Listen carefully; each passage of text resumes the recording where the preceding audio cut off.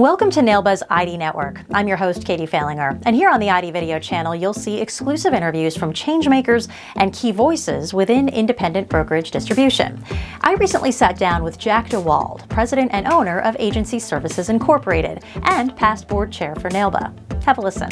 I think, Jack, a good way to start off is just talk about your agency a little bit, the history behind it, and tell us a bit about it. Okay. All right. Well, our company, Agency Services, is based in Memphis, Tennessee, and I've been in the business now 38 years. This is my 38th year. I'm one of the weirdos. I went away to college, have a degree in finance and insurance, and entered a family business.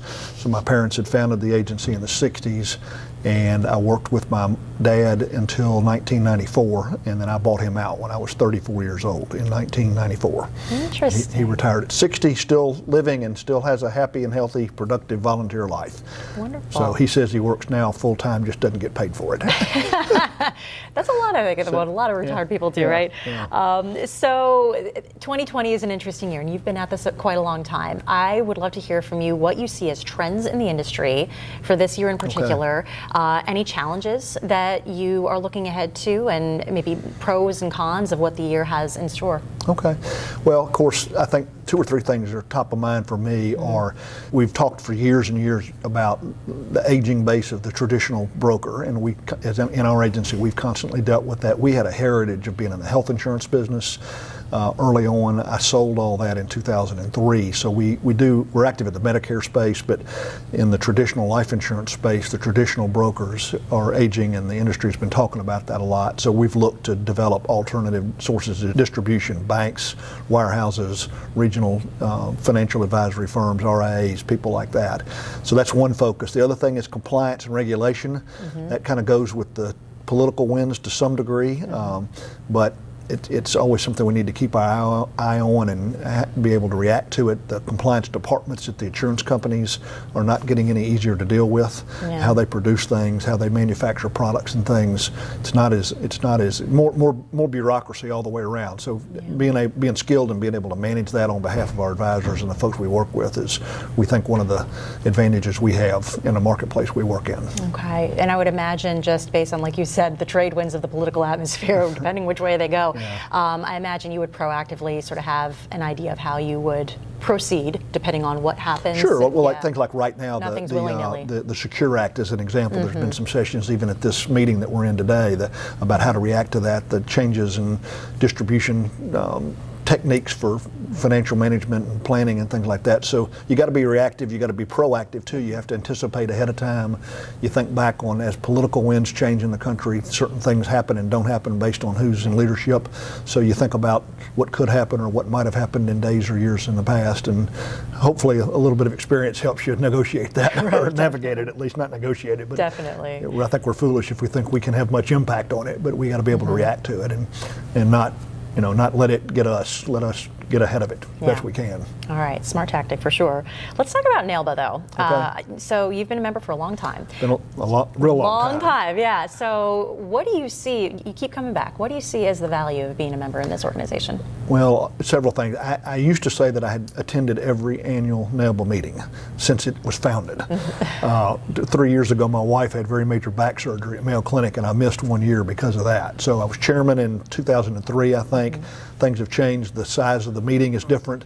The attendance is different, and the attitude from the vendors and suppliers are certainly different. But I think now it's more business at the meeting and less fun than it used to be. But that could be said about a lot about our industry. So from way back when, in the early days, it was more of a trying to establish the organization, trying to establish on behalf of brokerage that brokerage was really legitimate and was a major player in the marketplace. That's been well established by now by people that went well before me and others. So I think the leadership today has got a different job to do. They've got to carry that message forward, but they've got to also talk about the ongoing role in distribution and how we can expand that distribution platform for both carriers and for the advisors and brokers that work with the member agencies. It's encouraging to see the young guns in charge. Every year I joke and say, who are these people at the meeting in terms of the attendees, because I know less and less of the carrier people and the industry people, just because of I'm getting too old, I guess. I'll be 60 this year, so I'm part of the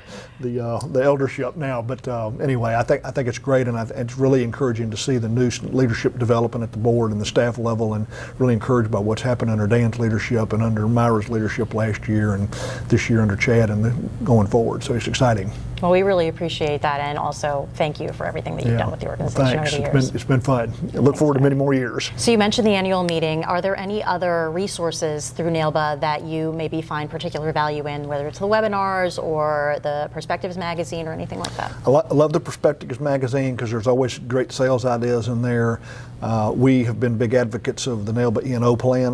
Matter of fact, I think that plan was put in place the year I was chairman or chair-elect with Gallagher. So that's something that we've certainly as an agency benefited from, knowing that the E&O coverage is specifically tailored to the wholesale activities we do. I think a lot of people in our space make a mistake about their coverage. I'm blessed that we've never had a claim in 38 years of running the agency, but that doesn't mean we couldn't have 4 tomorrow. But that's what it's for. So those kind of things, and of course the networking that occurs at the meeting as well has always been the main reason we go, to see friends and to see partners and develop new relationships as well. Nothing like it. Right. All right. Yeah. So, of course, at the core of NAILBA's mission, vision, and values is to provide security for all, especially widows and orphans. So, if you could sum it up in 1 or 2 words, what it's like to be in this business, what would you say?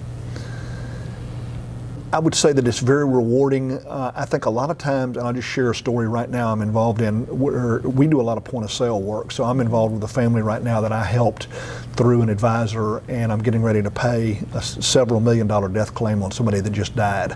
And a lot of times in the wholesale space, you don't really get the chance to meet with the family and deliver the actual benefit of what we do. I was also involved in the Life Foundation as chairman of that, and they talked about, life insurance is about love and what it does, and what the product does is not, it's not what it is, it's what it does for people, for the families, for the loved ones that are left behind. So it's important, and for those of us that have been around long enough to be able to deliver a few death claims or more, that's what it's really all about. Keep an eye out for new videos in the ID Network every week at nailba.org, and make sure you follow NAILBA on social media. We've linked all the places you can find us below. Also, mark your calendars for NAILBA 39. Our next annual meeting happens November 18th through the 20th in Hollywood, Florida. Those details are also linked below.